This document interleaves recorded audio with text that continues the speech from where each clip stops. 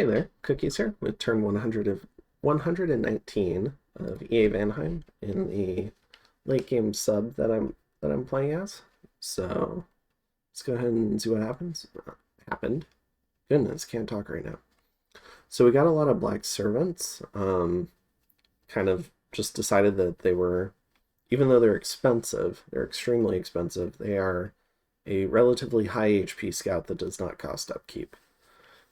So I believe they can survive Murdering Winter. So they have 18 HP. They have cold resist. They have I think, a really good shot of surviving Flames from the Sky as well. Just maybe not two Flames from the Sky. But for fighting Atlantis, they're perfect. So I just have to worry about Mind Hunts. So got a lot of Black Servants. They'll be perfect. We did a Raven Feast, got 6 Death Gems.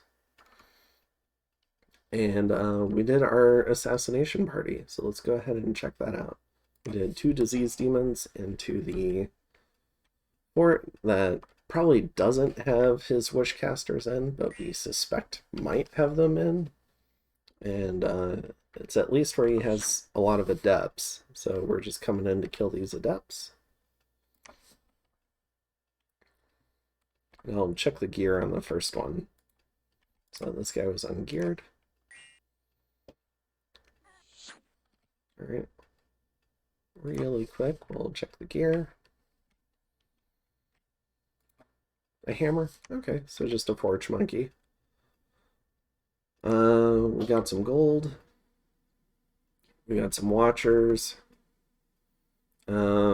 And then both of our assassins went after Draconian Chiefs, which is somewhat unfortunate.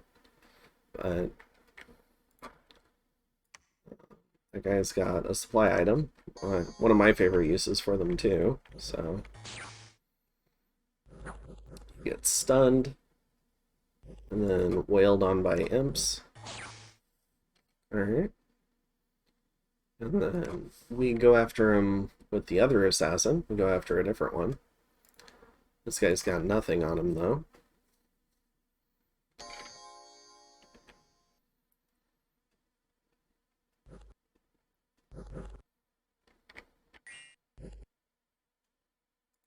This guy was the melee combatant. Alright, wailing on him.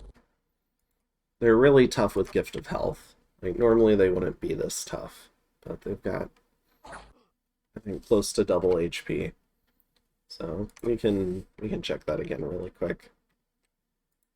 So yeah, 104 HP is not what you would generally expect on your Draconian Chiefs. Okay, so we had more skirmishing with Atlantis. It had been calming down, but now it's heating back up. So we had Ermithia. Atlantis launched a raid on us with a Wraith Lord. Same kit as the last one, except has boots now. Alright. And then we raid that horror in Baral. So now we're not running a communion, so hopefully it won't do fucking pain transfer and just yeet all of his communion slaves when one of them takes damage. And we've got our magic weapon guy. So he's got 26 defense, so he can definitely die, but he's got bodyguards. And we hit him with life for life, which is what I expected the first time, but it's not what we got. So if we take a look at what happened here. So he hit a van here, did some life drain, but mirror image, mirror image, mirror image. Okay, so unlucky. And then got hit with a life for a life for 44 damage. Is that all that hit him? That might be.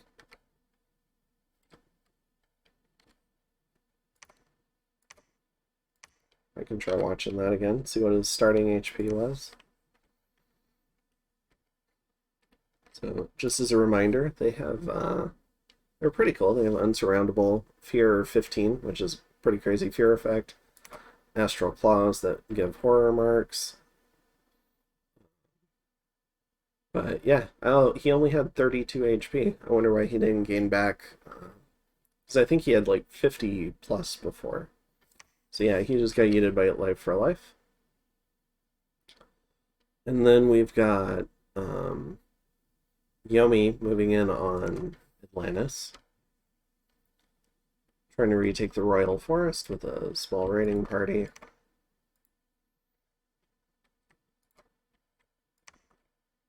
And we've got some barbarians.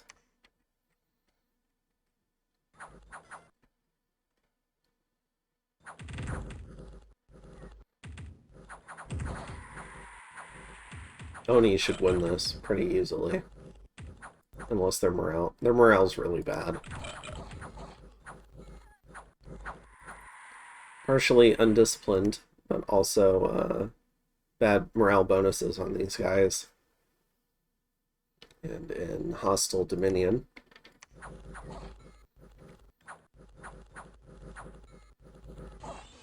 But they stick around just long enough. Alright. And then we move into the Cerulean Sea with a little bit of a raid. So we've got our commander here, we've got some peasants, and we've got some slaves. But it's just one PD, so I think we should be able to beat this.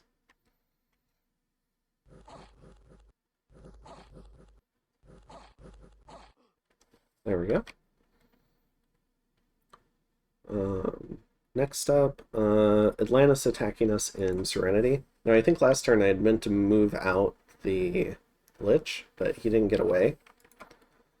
And I uploaded a shorter clip on this. When this goes up, the shorter clip is going to have gone up probably sometime in the, like, it's probably going to have already been up for quite a while. Because this was just extremely unlucky for this Kraken. So he's got a full thug kit here. He's got extremely high attack, high damage, 43 strength, a bunch of stats, 20 MR. Runs into my little group, which has some Sacreds, a Jarl, a Lich, a Lucky Lich, with a Spell Focus and a Death Stick. So he's Death 5. A very small Sage Communion of all horror-marked sages. And the pearls here are for Power of the Spheres, so that 2 of them are going to go into a Communion, and then they're going to do Power of the Spheres, so they can be Astral 3, and they're going to do Soul Slay.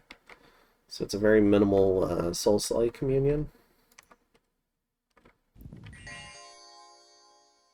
So Iron Skin, 20, yeah, up to 20 protection now.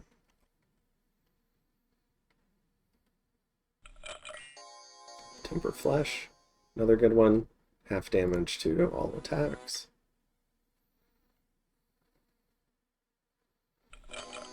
Astral Shield, another good one for holding off melee combatants. You can see he's healed all the afflictions from our last fight, which was many turns ago. He's got recuperation. He's retained the stolen strength, though, and the curse. So he hasn't whooshed the curse away. He's got 5 stars, so he's got some bonus stats. 33 defense is extremely hard to hit. So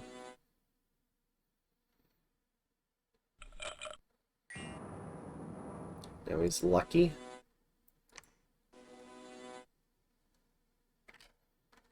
And while the troops are slowly marching over the field, now he's ethereal.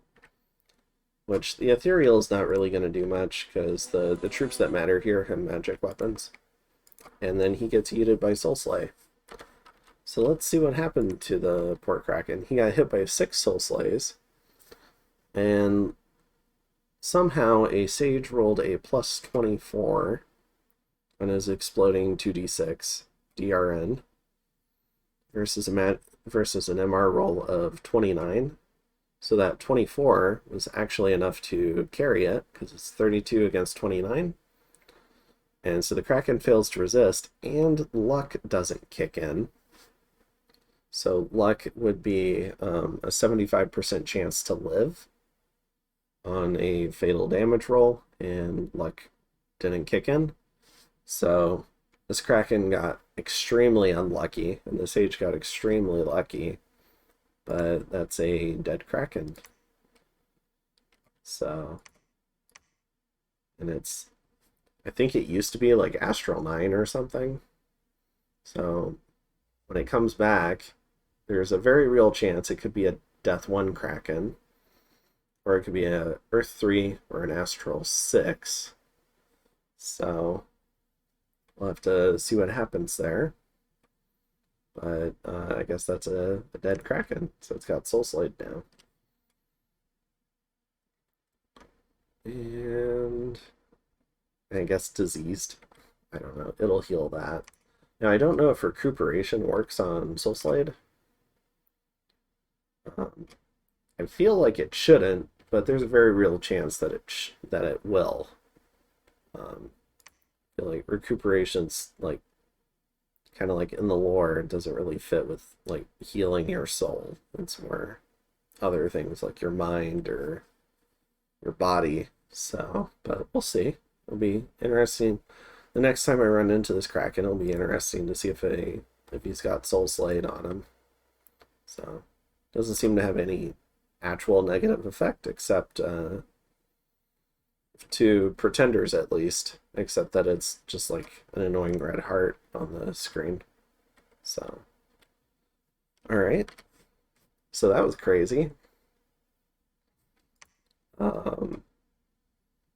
We got some gear from that, but man, I would be a little salty if I were him.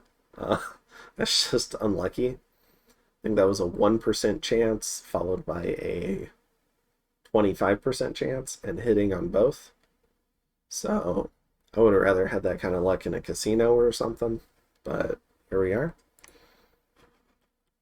And for the last battle, there's a fight in the first forest. So a classic standard kit are these two mages of the deep, except now they have shoes. So they're just going to do water elemental spam. And then two of the sages that were in that battle ended up getting feeble-minded. So the revenge of Atlantis there. And then we lost some more population. I'm assuming he's just doing like Wolven Winter every turn to kill population there. And it's working. I don't know, nothing I can do about it. And then getting some gold there. Losing some more population. If he has growth scales, I might actually considering like plaguing his capital. I'm not quite annoyed to that point yet. Like he's already Armageddon the world 4 times, but I can still produce stuff from my capital, so I'm not quite that annoyed yet to like plague someone's capital. I don't know. I could Bane Venom charm him. That'd be significantly, I don't know, that's just more annoyance though. Doesn't really do much. So we'll see. Kind of annoying that he's just like doing that to fuck with me, but whatever. And then killed some heretics, I guess. Let's see. And we breached Serenity. So we're gonna go ahead and storm this thing, because why not? And I gotta get these two Valiant Sages off the payroll anyways. So I've re-scripted. Or I thought I had. I have not re-scripted. Whatever. Maybe I'll come back and do that soon. I might just have these two guys just wait outside.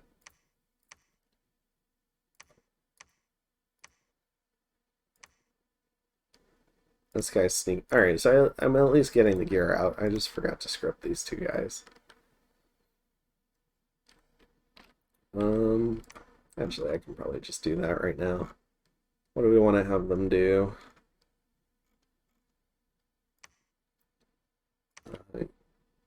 Stand on both sides of the...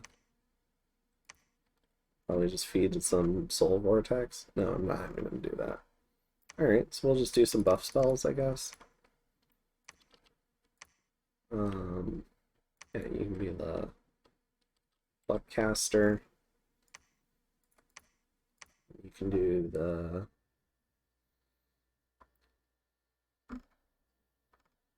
Let's see. You can do Cheat Fate. There we go. So they can just sit there and do that. Maybe I'll put them in the same tile. Alrighty. They're mostly, at this point, because the two of them got feeble-minded, the communion's not really a thing. So really these two are just here to protect the Lich from Mind Burn. That's really all they're there for. That's a single sea troll, so that shouldn't be a problem. And yeah, I think that's it. So we're continuing to move some stuff around. We're building a temple here. We're still patrolling. We're sending our stuff to Yomi. Happy to get Yomi away from this throne. So that should extend the game and hopefully redirect their energies to like this peninsula and away from this like mountainous region. So I'll just keep raiding Atlantis here. Yomi is currently looking for a sub, so if they find a sub, then what I'll do is I'll ask him if I can move my army through here and attack this. And I'll see if he's willing to still fight Atlantis, still have like relative peace, still get free money from me. Let's see, so this army's still doing good. Still slowly upgrading their equipment so they can properly fight underwater against a angry or Kraken. I'm assuming the Kraken's going to be pissed off. And we gave this guy a obfuscation thing, so we're going to hide these storm demons. Additionally, what are we doing? We're going to mind hunt this guy. We're also going to rotate some stuff. And rotate some stuff. So if these two guys just walk into this, maybe we can just kill them. You know, the good old-fashioned way, I guess, using gold troops. I feel this is extremely risky. This is my current turn, by the way. But I just have this feeling that to get revenge, he's going to wish death on my pretender. And this is the turn that I really want to cast Wish myself. But we'll see. So, I've got 18 prot, 22 MR, 47 HP, 29 chakras. So I think if he wished death on this loadout, I think he kills it, unlike the other loadout, in which case I lose 110, 150, 60, 70, like, just call it 200 gems worth of gear. Which would suck, not gonna lie, it would suck a lot. But I would expect nothing else from this Atlantis player than him wish death on this pretender again. So we'll see if that happens. But if the wish at least goes off, then I'll have a Seraph that I can Gift of Reason, and then I will have another High Astral caster. At least until I hit again on the Tart lottery. So I've got an S3. Would be nice to get like a, I don't know, like an S4 or S5. I don't know, something higher up the chain, like where the randoms align. So, but who knows how long I'll have to... That's extremely random, so probably not going to happen. So I'm going to try and roll the dice, try and wish for this Seraph. We'll see what happens. And then, let's see, so we're also forging some stuff. So we're getting some Boots of the Spider, Boots of Youth, Ring of Frost, Coral Blades, Lotus Stone, Demon Bane, just a lot of stuff to help all of my guys survive this this awful game state. Getting a Bloodthorn. Putting up a forest dome on this province. Amulets of the giant, because they also boost HP, so getting some of those. And another shade mail. So yeah, pretty standard forging turn. The crazy part is just doing the wish. So we'll see if that works.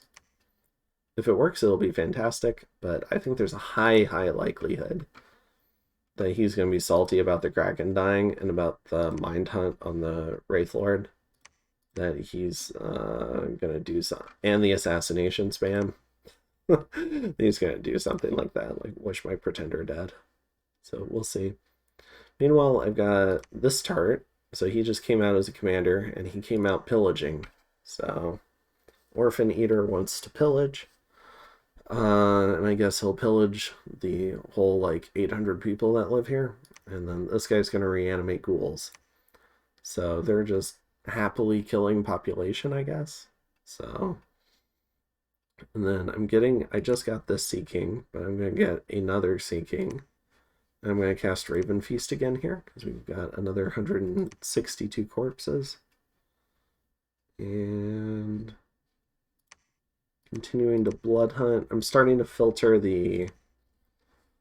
So I'm sending Black Servants out here to hold supplies for the birds to crack the fort. I probably need to get a high earth caster like this guy to do crumble. So we can try that.